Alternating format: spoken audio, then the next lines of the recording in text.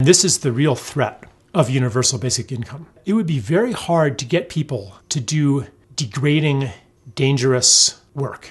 The kind of thing that no one would do unless you paid them to do it, or no one would do for very long or very much unless you pay them to do it. Unless they are so threatened with survival that, okay, I'll flip burgers 8 hours a day, 5 days a week for the rest of my life with no opportunity for advancement. In a world with universal basic income, we would have to engineer jobs like that out of existence. If you were an industrial engineer or if you were an entrepreneur, from the get-go, you would have to think, okay, how do I create an enterprise where the work is meaningful, where the work is rewarding, where the work is attractive enough that people who aren't desperate to survive, desperate to pay the rent, desperate to feed the children, will still do that work. So it would change the whole structure of the economy.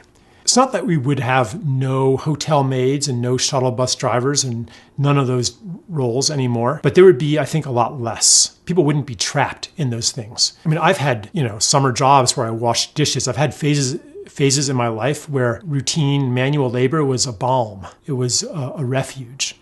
Those are not bad things. But today we have an economy that structurally demands millions and millions of people to do degrading labor. It's only degrading if you have to do it, if you're forced to do it, and you have to do it the rest of your life. I mean, imagine, look at that shuttle bus driver. Look at that hotel maid. Once upon a time, she or he was a young person full of ambition, full of hope for life, wanting to do great things. And look what happened.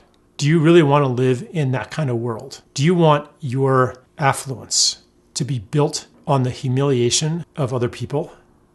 It's not necessary. We would have, in a world of universal basic income, we would have a different kind of affluence. Some people say, oh, it would just preserve capitalism as we know it. It would revolutionize capitalism as we know it. Because the basis of it is that you force people into labor. If you are not forcing people into labor, the whole equation changes.